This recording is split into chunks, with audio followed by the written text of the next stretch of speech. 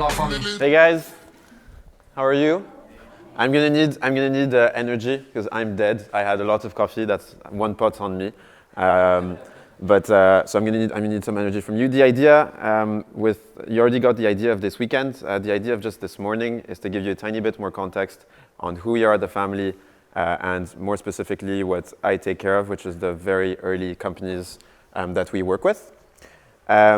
And also to give you a bit of context on who I am and what we're going to try to do this weekend. The idea, as Irina explained to you guys yesterday, was that for now, and because of like historical reasons of where the family was started, we are still very exposed to France and the couple countries in which we've launched offices.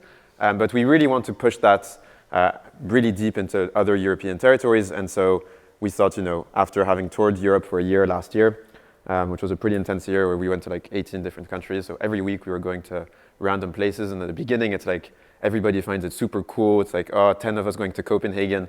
And then there's 3 of us and you're in March in Kiev in a weird hotel by the stadium. And you're like, maybe this is going to be a bit more tiring than I initially thought.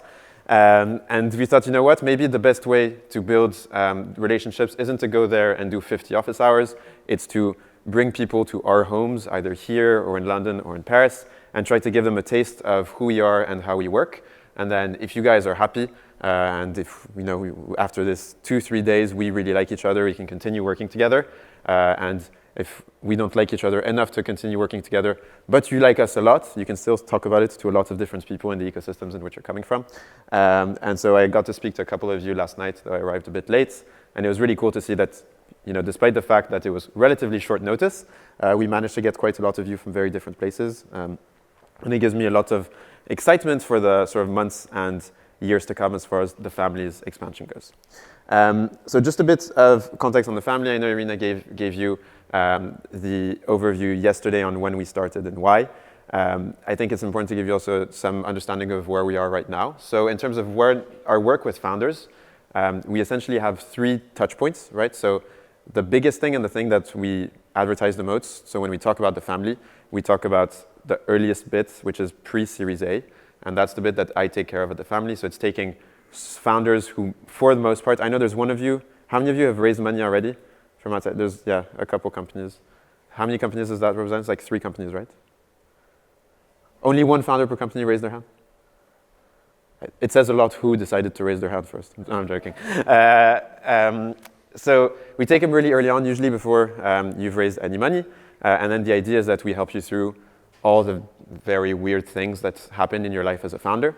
And what we offer is to say, okay, you know what? You guys are experts in your very specific industry. And if you look just within the room, and there's only like 15, 20 companies here, you're already in very different places, right? Soccer scouts and selling plants are 2 very different businesses to build. But there's a surprising amount of similarities in the challenges you're going to face in the sort of first 12 to 24 months. And those are the things that we're good at, because you only get to see it once, but because we help 100 new companies every year, we get to see it dozens of times every single quarter.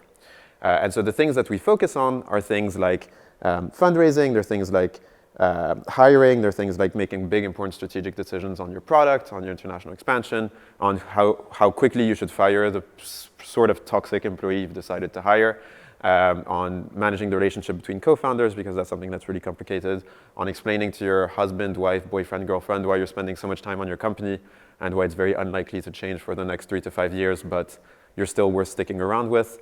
There's quite a lot of different things that come back in building a company, and it's sometimes very overwhelming. And the best way to confront those problems is to be surrounded by other people who are doing it, or as people who directly or indirectly have gone through that quite a long time.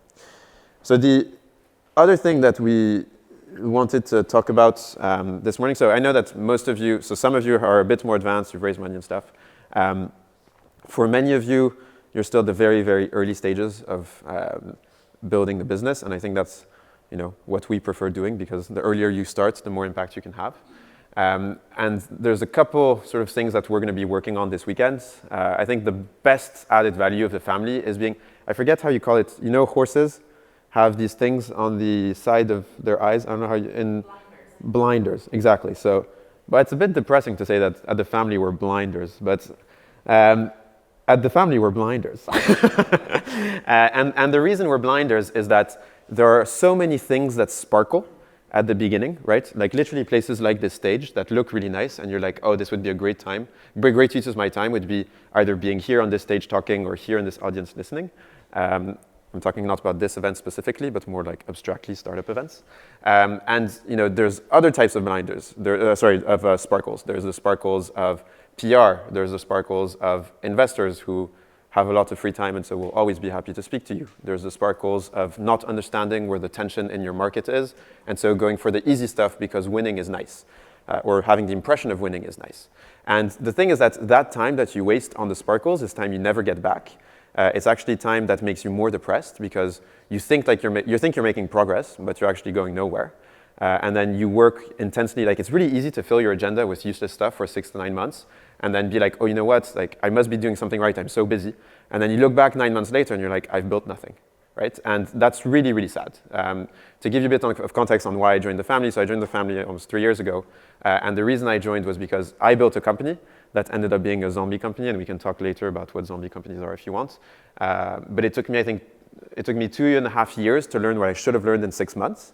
And so when I met Usama, who's one of the co-founders here, he told me, well, why don't you come and try to help people, save 2 years of their life? And 2 years of my life at the time was 10% of my life, and probably like 20 or even 40% of the life that I really remembered. And so I was like, wow, 2 years is a lot.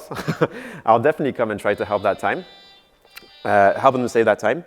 And so I joined 2.5 years ago with exactly that mission. So the idea when you come at the family is that we're going to put you through some degree of pressure, not because putting pressure on you guys is fun, but because if you don't have that type of pressure, it's really easy to get lost and get distracted. And so that's exactly what we're going to focus on over these 2 days, is to really challenge the way that you've decided to allocate your time. Because the only asset that most of you have, apart from the couple of you who've raised money, is your time. And so how you allocate it determines 100% of the startup's outcome, right? If you think about all the things that are going to determine the startup's outcome, it's like 98% luck, right? And that you can't really do much about. And then it's 2% how you allocate your time, okay? So we're going to work on the 2%, and hopefully it's enough to mitigate the 98% of randomness.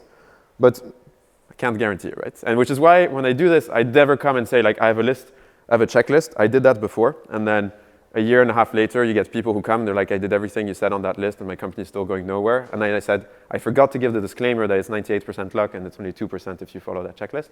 So now I do a list of don'ts, and I'm like, don't do this. And then I even say, actually, it's okay if you do some of this, because there are some exceptions, but you can't, if you do all of this, it's going to be really, really hard. And so all of this, in very random order, and I'll see what comes to mind. So one of the things that we systematically see founders waste time on is delaying opportunities for learning. So typically, because the only resource you really get to allocate is time, one of the things that you end up wasting a lot of time on is lessons not learned, right? And the opportunity cost of those lessons not learned is super, super high. So typically, first-time founders, who here has built a company before this one? Okay, who here has built a company before this one that they consider a company of the same intensity as this one? Okay. So for me, you guys are second-time founders. All the rest are first-time founders. Like if you consider there's a big gap in the intensity that you've put in the company before, then you didn't really have your heart in building that first company, right? Okay, that's fine. Or maybe you've learned stuff. It's like very rare that you triple the intensity and consider them to be equally weighted projects. Anyway, we can talk about that later. One of the things that's most recurring amongst first-time founders is that they have too much pride and too much ego. Right? And so it takes a long time to learn the lessons because you're not willing to change stuff. So like things are typically like, the product's not ready, I'm not going to speak to users. Or, oh, but how do I justify doubling my price if I'm making these people pay 10 euros a month? How do I justify paying 20 euros a month? It was like, you don't justify, you just make them pay 20 euros a month and they leave or they don't leave. Right? And like the thing is, when you're building a product, typically price is something you have no idea about. Okay? So I'm going to see who here is building a SaaS business, like something that has some SaaS element, right? So the first question I'm going to ask you all, and so you have a spoiler, is why don't you double your price, okay? And I have no idea why you wouldn't double your price, and you probably have no idea why you wouldn't double your price, but the very likely outcome of doubling your price is losing maybe 10, 20% of your customers, and worst case, that still means that your revenue has gone up 33%, right? And like typically these are the sort of things that first-time founders feel embarrassed about because they're like, oh, there's like this moral reason of the price is fixed and I'm not going to change it. And when you're sort of deep in the trenches and doing day-to-day, you don't have that clarity of thought. So lessons not learned is a real problem because typically if you're underpriced by a factor of 2 or a factor of 4 or a factor of 8 or a factor of 16, well, you're losing a lot of potential money and your business can have a very different nature.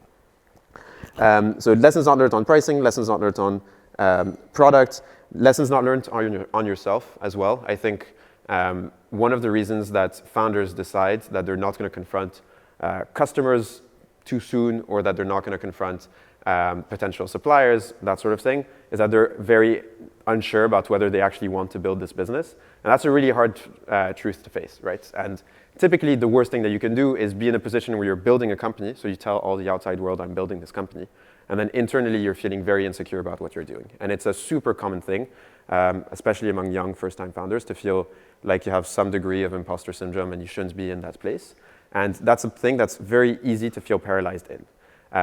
And it's okay, not everyone's here to be building a company. We have signs everywhere that says entrepreneurs can come from anywhere, anyone can be an entrepreneur. And what we mean by that is that we have no sort of bias as to what founders look like and what they should have done before and what they should be building now. But it doesn't mean that everybody's going to become a founder, right? And the only way to really know if you want to do it is to do it for real. And so the blinders are a way to say, okay, you know what? All the things that from the outside look like building a business, we're going to take outside of your side of vision, essentially, and we're going to confront you to what it actually means. And if you like this, if this is what you want to wake up every morning doing, then sure, you're going to be a great founder. Maybe not on this company, maybe not on the next, maybe on the one after. And if you don't, you don't, and it's fine. You'll do something else and you'll be happy, but you're not going to spend 2-3 years building something that's going nowhere. That's the thing that makes me the most sad. And if I can make you save those 2 years, I'd be very, very happy. If I can do it in one weekend, that's incredible. Maybe it'll take a tiny bit more time. But either way, that's the objective of what we do. Beyond lessons not learned, one of the things that makes a big difference is people who think that they have the ability to be strategic rather than tactical. So strategy, as far as we understand it, is how you decide to allocate resources, so like capitalistic resources in building your company. And tactics is what you decide to do with your time. For most of you, you have no money, so you have no time for strategy and planning, right? The only thing that you have is tactics. So tactics, by definition, is how you allocate your time, and that means being scrappy. So one of the things that we're going to talk about is like very early on, the best thing that you can do is show that you're really good at doing things with nothing. And I think that's one of the things that we like doing most at the family. We started the family in large part because all the money that there was in France was shit, right? So it was only given by really dumb people or like people that we thought were really bad for the growth of companies. And so what we tried to do was to create an environment in which the companies would be able to do a lot with little. And then once they had something that was substantial enough to go present them to serious people outside of France for the most part, then we'd go present them. And that's the most impressive thing you can do. Like what investors want to see is people who are able to make their capital work as quickly and efficiently as possible. And if you're, by design, if you're a Polish company or a Ukrainian company or a Czech company, it's very likely that you're going to be forced to be capital efficient because nobody's going to want to give you money. Or like a couple local people are going to want to give you money, and then like actually that money is loosely related to the state, and it's very quickly a nightmare for everyone. And so that's going to be the second thing that we're going to talk about is how to be tactical rather than strategic. And then I think the last thing that all the rest is more for people who are thinking of starting a company. And the last thing that we're going to work on a lot, and I think is super underestimated because there's so much money in this market, is focusing on unit economics. I really don't care. So like typically when founders start and they're like, this business is a $20 billion, we're building something in a $20 billion industry, I get so bored, I yawn, and then I'm like, okay, I'm not going to listen to anything. Like 20 billion doesn't mean anything. Like it's really hard, I can't really picture more than like 1,000 points, right? So like the difference between 1 million and 1 billion is already relatively minimal in my head. So the difference between 20 billion and 2 billion and 200 billion and 2 trillion is like very abstract for me. And the other thing is that it makes no sense, right? It's like people tell me they're building some very small captor in planes, and then they're like, the aeronautical industry is a $2 trillion industry. And like, yes, but you're building a captor for wings, right? They only spend 50 million a year on those things. And they're like, yes, but we're in a $2 trillion industry. And that doesn't matter. But the problem is that because that's the sort of thing that sells, especially with the bad investors, you sort of optimize for that. And you forget that at the end of the day, even if we're not building widgets, we can be building other stuff. Building a business is about building something, right? And sometimes what you build is a sales process. Sometimes it's a product. Sometimes it's a service. Doesn't matter. But it's about building it and selling it for more. That's the only thing that counts, okay? And then when you're doing something at the beginning, you're building it and you're selling it. Everything else, distraction, okay? And so what we're going to be looking at very deeply is what is it that you're building, whether it's the process of sales, so your acquisition cost, or whether it's a physical product, your plants or whatever, and how much are you selling and how are you selling it for? And once you're able to do that, and you're able to tell a story about what you did before, what you're going to do in the next couple months, and sort of what the end vision is, we'll have a very solid view of your businesses. And hopefully you'll stop looking at all the stuff that shines. And I think there's a very clear reason why, I spent not that much time, but I spent a fair amount of time looking at stuff that shines. So like startup competitions. Who here has gone to a startup competition? Don't be embarrassed. I'll raise my hand if you want. Raise it higher. Shame! No, I'm joking.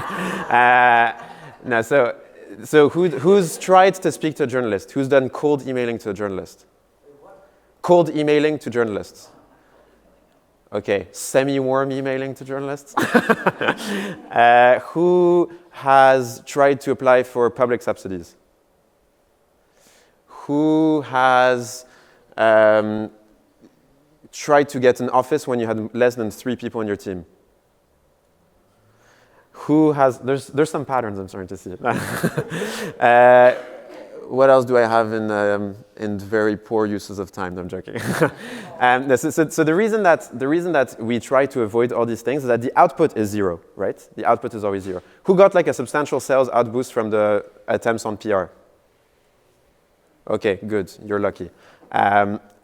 Other than that, it's very, very rare. And the reason that you do it is because when you leave your job and you tell your mom and you tell your friends and you tell your girlfriend that everything's going great and that you love building a company, and then every week they ask you how's it going and it's going shit, it's really hard to never have any news. Whereas when you can do a Facebook status update and you're like, oh, by the way, I was mentioned in like, I don't know what the sort of weird startup newspapers are here in Germany or wherever you guys are coming from, it makes you look super serious, right? And mom's proud and your girlfriend's reassured because she thinks that you're going to be the next Zuckerberg.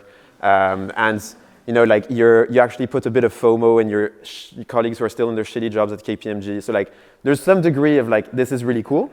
But in terms of moving your business forward, it's 0.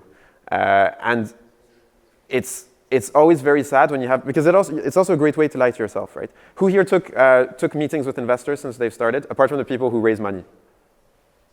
That's another good one, yeah. Yeah, so that's typically the sort of thing that it's really hard to be disciplined on because getting cheap dopamine is hard. But the problem with cheap dopamine is that it's like heroin, right? You think that you're getting happier, and then you take a bit more every time. So like, you raise a bit more money from crappy people, you get a bit more press, and then maybe you go from the tech thing to the business thing to like the mainstream paper, and it's great. But then when one day everything goes away because you're not sexy anymore, because you're doing marketplaces and not SaaS, or like SaaS and not AI or whatever, then everything that you thought you'd built disappears, and you're left with nothing because you weren't building anything.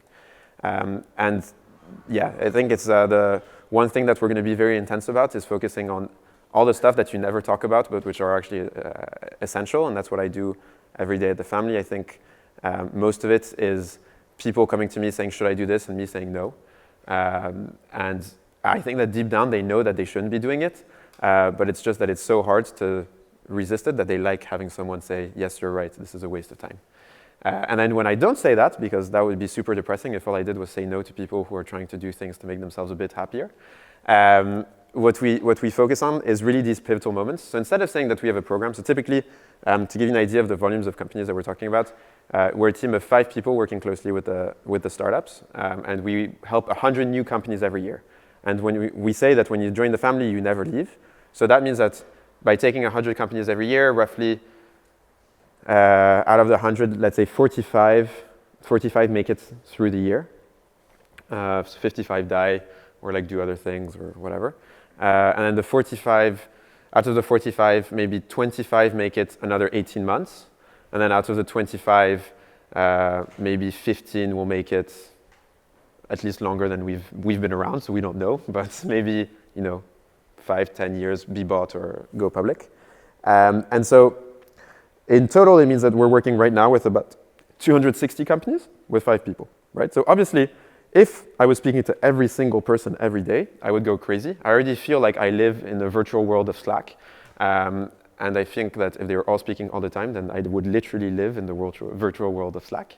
But instead of speaking to them all the time, we only speak to them at the moments that they need. So we still have things that are, built for everybody, and you can come whenever you need. So it's like things, I think every week we do 2, 3 webinars or Ask Me Anything with people like typically the director of product of Blinkist, or like the CEO of Evaneos, or like the CEO of BlaBlaCar comes and they talk about very specific topics.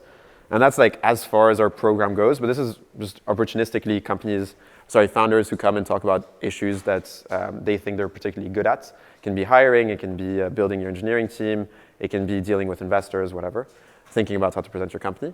But then most of it is really helping you on the problems, on the moments where you need. So we don't come to you. The idea is that you come to us. And I think that's, if there's one thing that you need to have in mind about the dynamics of this weekend, is that sort of like a therapist, we can't help you on the stuff you don't let us help you on. And so we're only able to give what you're asking us to give, right? So for this weekend, we never think that we're too harassed. And if at one point we feel that we're too harassed, we'll just tell you to shut up. But until we tell you to shut up, keep on asking questions. Keep on asking questions to us, keep on asking questions to the other people who are here to help you, keep on asking questions to each other. Don't usually take your advice from other founders. People are surprisingly good at their businesses and surprisingly bad at advising others. So trust each other, but not too much when it comes to advice. But as far as we're concerned, harass us, okay? And it's valid for this weekend, it's valid for what comes after. The best founders are people who are relentlessly resourceful, and in large part, relentlessly resourceful means not being too scared of being a stalker, okay? And so stalk us, as far as that's concerned. So I speak very fast, and I speak in very random things, so I didn't structure anything. So if you have any questions up till now, I'm happy to take them. And then I can continue speaking for a long time. Yeah? This one also is a bit more related to the factory, the family, how it works afterwards. But do you have like monthly checkups with the startups, for example? Or is no. So I think, we used to have things that were that we put in place. So we'd send a little form where we'd ask, cash in, cash out, important news, headcounts and stuff like that, just to sort of keep tabs on what was going on. And then we realized that the best companies, when they thought that it was useful, would do it anyway. And so we were like, why add sort of that level of bureaucracy to anything? It doesn't make anyone happy to receive an automatic Slack form. And so usually when the companies fundraise, they have to give updates to their investors. And so we're just added to that list and we get some form of reporting. And it's a good way for us to sort of have a checkup. Without adding any sort of pain. And then other than that, obviously, if I'm speaking to someone I think it's relevant, I'll introduce them to that company and at the same time ask for some news. We're not just bots, right? We do care about what's going on. But the best founders ask when they need, right? And so you can really assume that if they're not speaking, it means that everything's going well and they don't speak to you. Honestly, it's sort of like old friends, you don't necessarily need to be speaking to them all the time, and then when you see them, it's like you just never sort of parted ways or whatever. With founders, it's sort of the same. They don't speak to you for 3-6 months, and they come to you and I really need help on this specific thing, and then you help them on that, and then they leave for the 3-6 months and they come back. And that's a pleasure, right? If they could all be like that, I'd have less work. And it would probably mean that we're taking better and better founders, or the founders are becoming better and better. Because you don't need help 24/7, right? We're not here to help you build your company. We are here to help you build your company. We're not here to build your company. And sometimes the distinction can get a bit blurry. But we check up as much as they want, right? So once again, I don't ghost anyone on Slack. Or if I ghost it, it's because it's really hard to read it, and then you mark it on red, but then it's depressing because you have loads of red. So then you click on it again, and then you move to something else, and then you forget it. And there's 250 companies, so I completely forgot who I forgot. But yeah. Question. So do you, it seems like you're a guide of sorts for the startup. A messiah, almost. No, not at all, but yes. Do you facilitate any introductions either to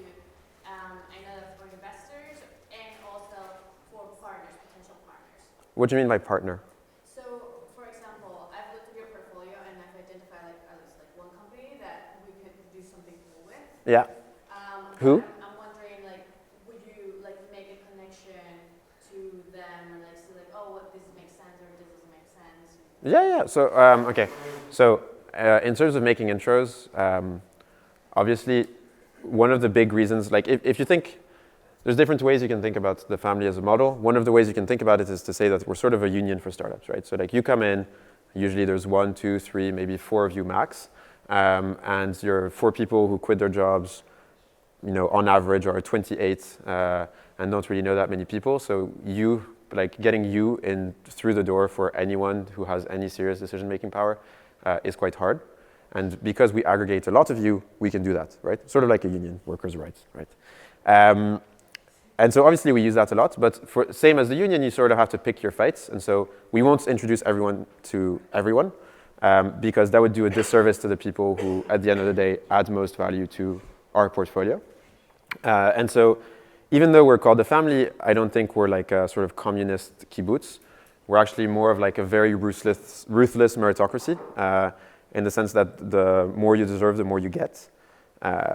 So that's one aspect in which we don't help everyone in the same way, and we're very transparent about that. But on the other end, if there are things that make a lot of sense within the portfolio, I mean, first of all, everybody's on the same Slack, so it's very easy to ping anyone. Like even the founders of companies that are worth north of 100 million are on Slack, and we speak to them quite often.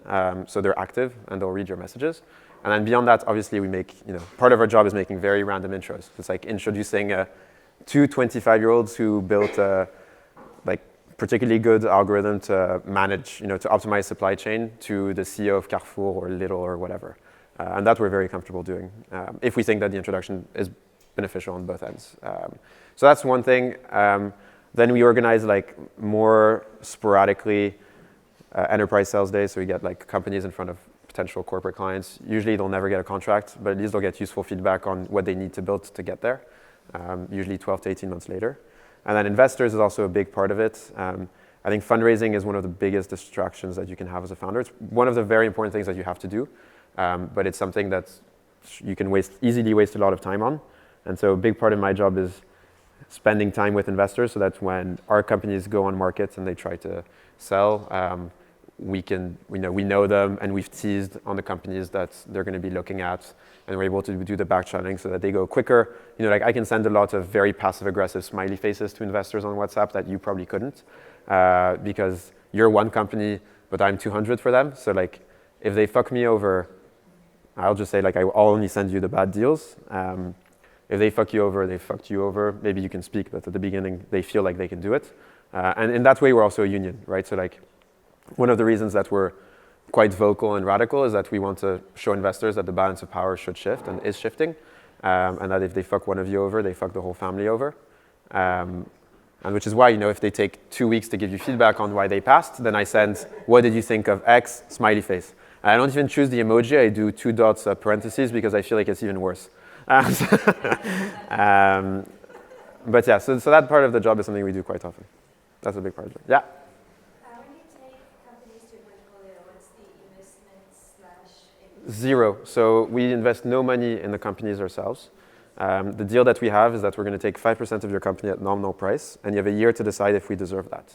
And the contract is simple. We shake hands, and then at one point we say, so shaking hands means we're getting engaged, and then we have a year to get married. And if you're happy within the year, we get the shares. If you're not, we don't. So how do we make money? That's an excellent question. I'm always surprised. So I've been interviewing, as a side comment, I've been interviewing people to join our team because so I started by saying we have 3 touch points with founders. So one of them is this one. Another one is we help seed companies raise Series A, and then we do investments in much later stage companies. And so I'm starting to be spread a bit thin, and one of the things I wanted to do was hire for the earlier stage stuff. And so I've interviewed, I think, 80 people. And a lot of what we do is we help, we spend time with founders and try to understand how they make money or how they could make more money. And of the 80 people I interviewed, I think 4 people asked me how the family makes money. And I'm like, this is a case in point of no one being qualified for this job, right? Like how we make money should be the first thing that you're concerned with, especially if you're expecting us to pay you, right? Like that should be something on your mind. Anyway, so how do we make money? There's a variety of ways. So in the long term, what we hope is that the 5% that we take in startups is going to be worth a lot of money.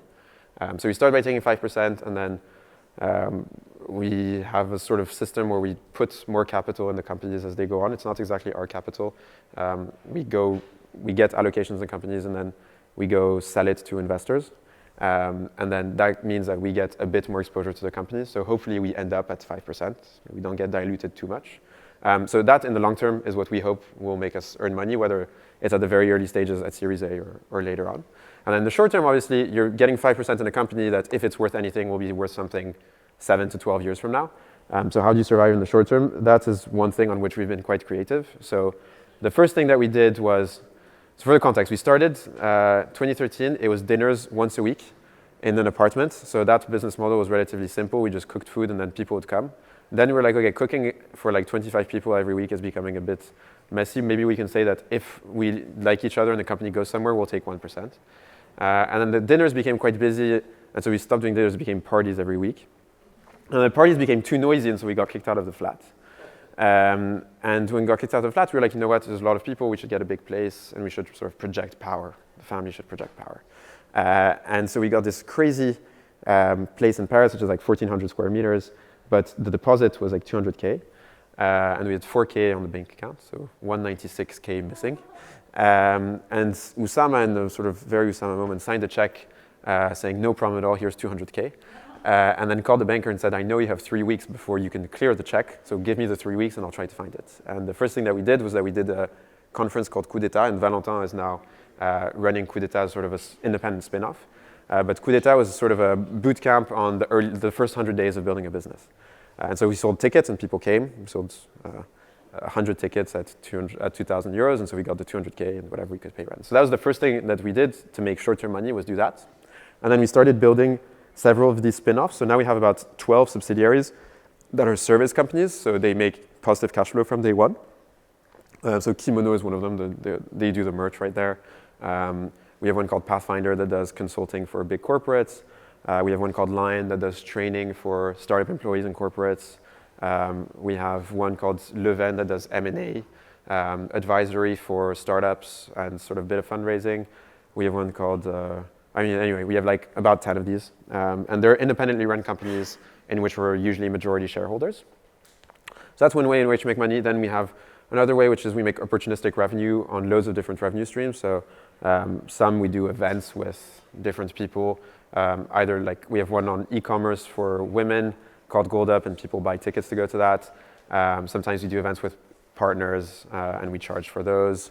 And then Blondie, who's there, who you'll be seeing on SEO, will tell you more about his job, but he runs what we call the Muses and sort of like building passive incomes for us. It's very varied. And the last thing is on the later stage investment. We're not structured as a fund, but we take a fee on the amounts that the investors put in companies.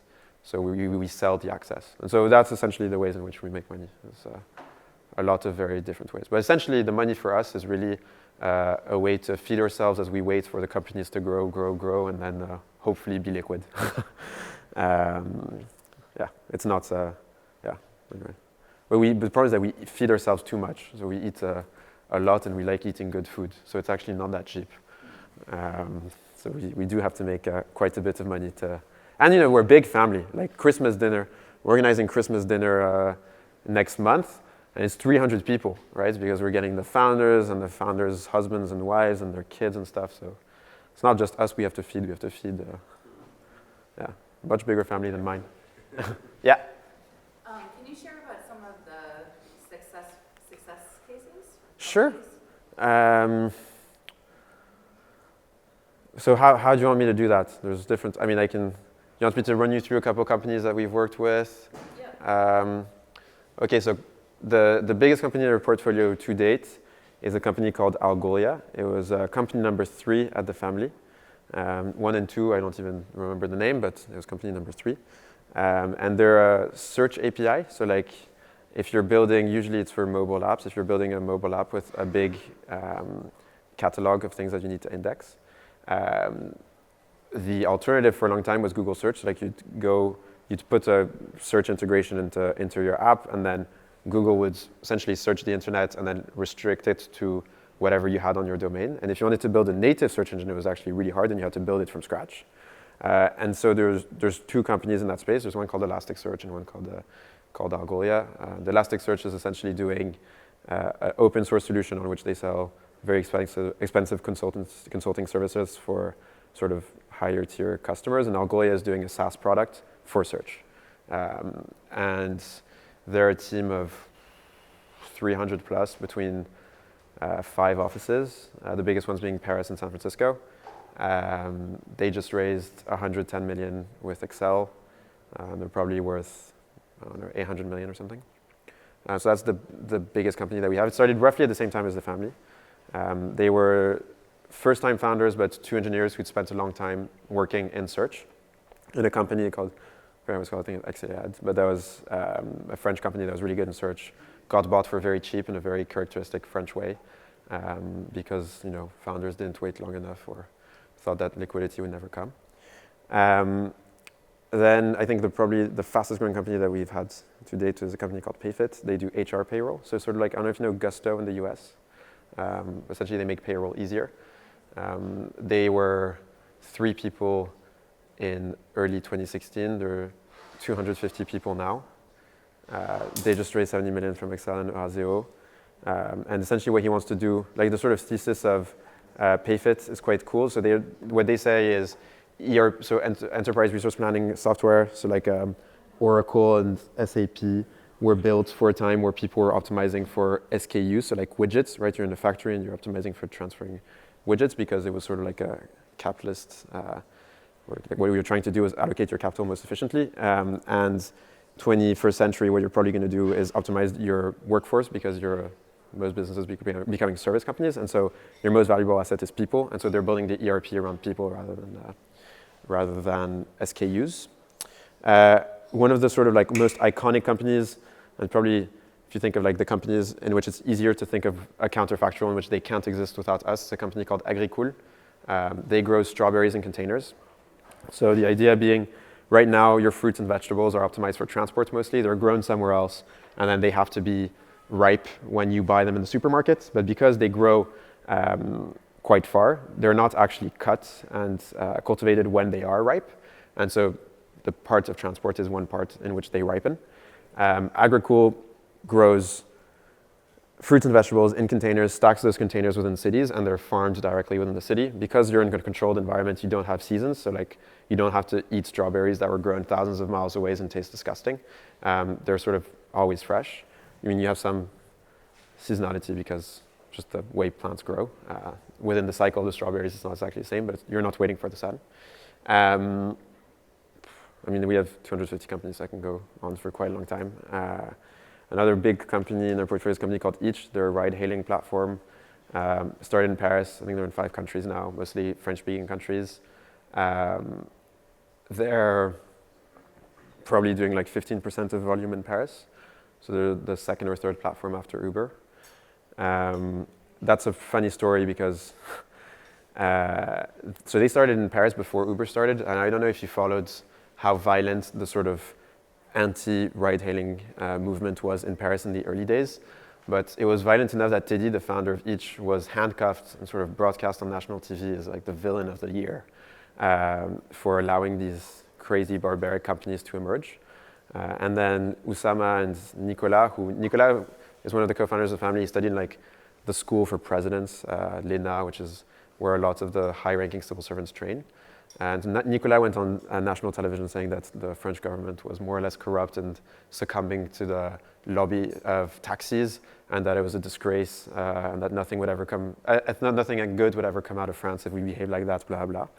And so for, I think, 3 years, Nicolas was essentially unable, and Oussama was even more recognizable than Nicolas, they were both unable to go into taxis in Paris because of how public enemy number 1 they'd become. But thankfully, Teddy was freed, didn't have to spend too much time in jail, and came back. I think that's another case of him remembering very well what the family did for him, was getting him out of custody. But yeah, and I think that's sort of typical of the relationship you manage to build with founders when you start really early on, is that Teddy called his mom and then he called Oussama when he got arrested. And then we found a way. Same for Agricool. Like, funny story with Agricool, it's a really hard company to build because obviously you need a shitload of capital, right? So you're building containers, like you're building pretty tech-intensive stuff in containers. So you're going to burn a lot of money for a long time and still very uncertain to whether or not Agricool will make it. And so to put money as a seed investor in that company, you need to be very ballsy. And even though there's a pretty magic effect once you visit the container for the first time, magical effect when you visit the container for the first time, it's still quite complicated. And so all the VCs passed when it was just a deck. And so our job was really to convince them to go to the Parisian suburbs and go visit it. People pass. And then one day we get an investor who comes to the container, visits, is keen, is like, okay, I'm going to have to come back with the other partners and we'll visit, and we might do it.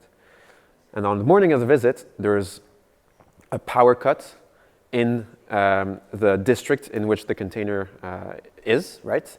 And so Guillaume, the founder of Agricool, calls us and he's like, I am so fucked.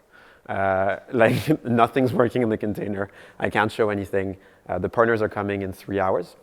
And so Nicolas, being Nicolas, just looks into his, he doesn't literally have a Rolodex, but essentially looks into his email, looking at who at Lena is working on the national grid, calls every single person that he knows, and gets them to do like a spontaneous operation so that electricity goes back, at least for Agricool, fuck the other district, but at least for Agricool.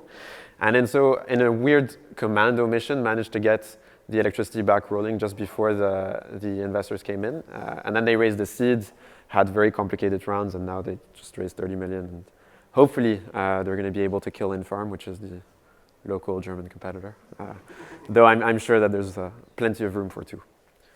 But yeah, so those are a couple of the companies. Yeah. Just one question, do you have any industry focus?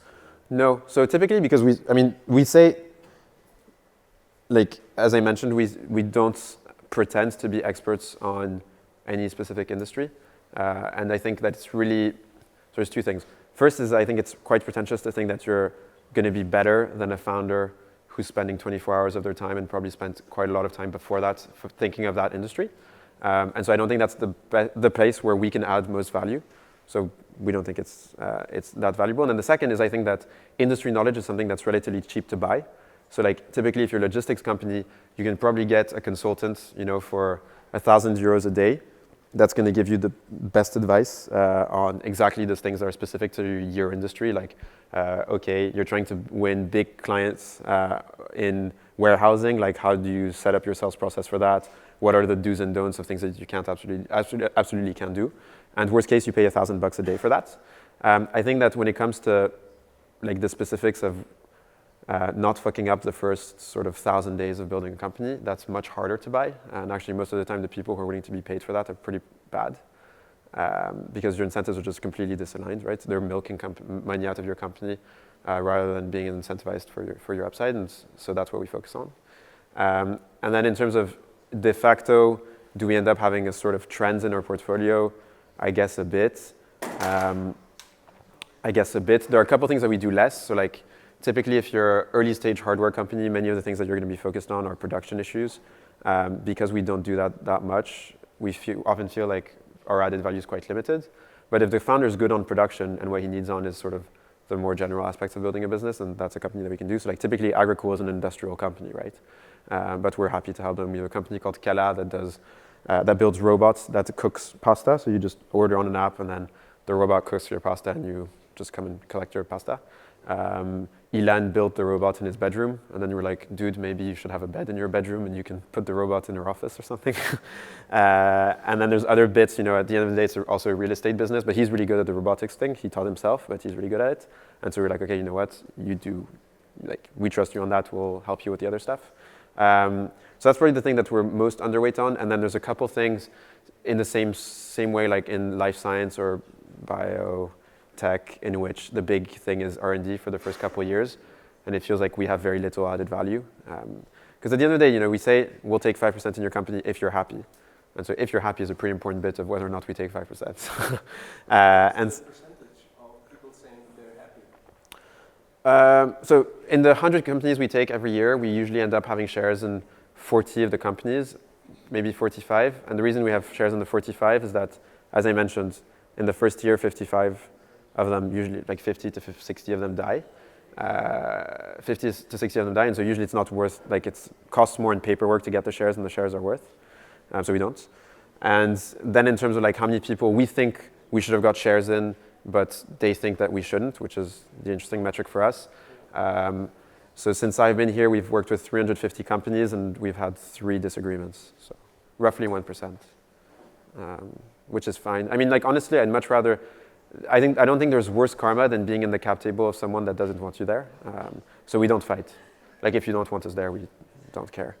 And then that's also part of our screening, right? It's like, and in some cases we agree, right? So there are cases in which we agree that we don't deserve the shares, and we're happy to have helped you. We started building a relationship, and then maybe later down the line we'll be able to work together and invest a bit of money and work that way. I would never force a founder to give me shares against his will, because that's at the end of the day, like the best thing that. Sorry? You cannot, right? I mean, you can be an asshole and you can push, but even that I don't. You can. It's surprising what you can do, right? Like, even if if you're an asshole enough, he can sort of throw them away just to make you shut up. In the same way that you can bully people into accepting weird terms in fundraising. But that would destroy, our brands, and I would never do that. And also, it's a pain. Like, I don't want to do that. It's not fun. Yeah. Have you had to help any of your portfolio explain the 5% on their cap table? To existing investors? To new investors or existing? To new investors, so it's usually quite correlated with how good the investors are. The good investors we already know. So like, I've never had to justify to Index or Excel why we're there. Index is an investor of the family. Excel we've done 10 deals with. Like, it's quite easy they know us, like it's fine. And then when you have random local investors that put 100K and bought 15% of the company and feel like they're Einstein, sometimes it's a bit harder to explain why we're there, in part because rational argument is something they don't really comprehend. But it doesn't happen, fortunately it doesn't happen too often, especially since we're usually there much before they come. So like the deals, we take 5% pro rata, but most of the time we start and there's just the 1, 2, 3, 4 co-founders and us. And so when the investors come, we're already there. So it's like they don't really care, like they don't ask. And then sometimes we come at the same time as fundraising, and that can be a bit messier, especially since some investors have weird structures, and so they can only accept certain types of people on the cap table. So we sometimes have to, and we're happy to do it. Honestly, when it's the founder taking it, like making the decision, and it's always the founder making the decision, it's really rare that they're challenged on that. I think it probably happens like 2 or 3 times a year. But you have a phone call and you explain, and usually it's fine. Any other questions? Yeah? Maybe we can do one more and then head over. Yeah. I mean, I'm here for two days, Yeah, so exactly. I'm speaking to literally all of you, so you can. Yeah. Could you talk more about the investors that are part of the family and kind of what stage they are? Yeah. Sure. So that was the other thing that I didn't mention when you asked how do we make money. So part of it is that we've been sort of continuously fundraising for 6 years. So I'd say it varies between sort of 60 and 0% of the money that comes in a given month will be outside investment. In terms of the people who invested in the family, there's a mix. Our biggest shareholder is a big institutional investor called LGT. So LGT started off as the wealth management company of the Prince of Liechtenstein. The Liechtenstein family, or sort of, I don't know how you call it, but the royal family of Liechtenstein made its fortune hiding gold that was stolen in the Crusades back in, the 11th century. So not necessarily the most glamorous initial source of wealth. But they've been able to compound that over a millennium, and now they're investing in sort of much more laudable activities than the pillaging of random cities throughout Europe, including being probably one of the best LPs in Europe. So they've invested in Index, they've invested in Sequoia, like they're an LP in some of the best funds. So they're our biggest shareholder, and they're our only institutional shareholder. Then we have 20 VC funds probably that invested in the family, some in Paris, some in Berlin, some in London. I don't think we have any American funds, only European funds. And then we have a big class of individuals, so it's a mix of entrepreneurs that exited, a couple execs, and then a couple people random that we met and we thought, why not? We'd like to work with you. And so all those people, so the individuals, whether entrepreneurs or execs or whatever, are people who then get the opportunity to invest directly in the companies. So that's what I said when I was saying that we sometimes invest indirectly, is that imagine we start working together and then you raise €1 million. Maybe we'll say, can we get 100,000 euros of room in the deal? And then that 100,000, because we don't want to be a fund, there's an easy reason to explain why you don't want to be a fund. Imagine you all join the family and then you all fundraise at some point.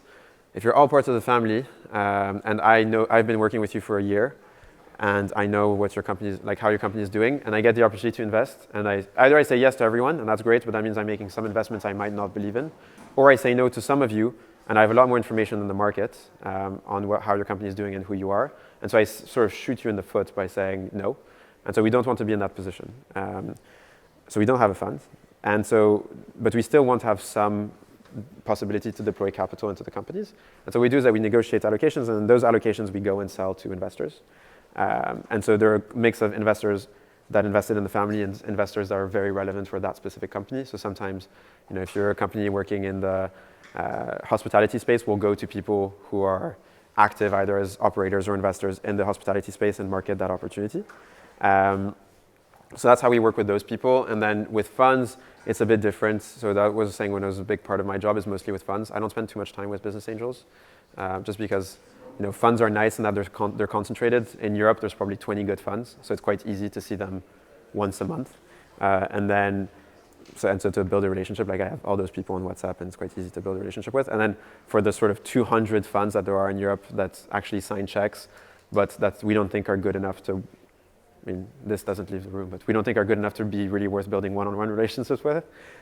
We do portfolio update calls, so like every other month I do a call where I go through 20 companies, 30 companies in the portfolio that I think VCs should be taking notes on, and they spend, so it's like me and another person from the team, and we spend an hour and a half, and there's 200 people on mute just taking notes on the companies.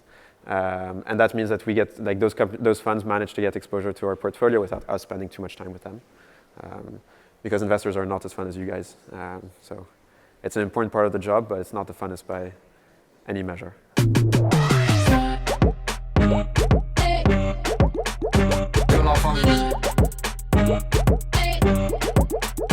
Pure la famille.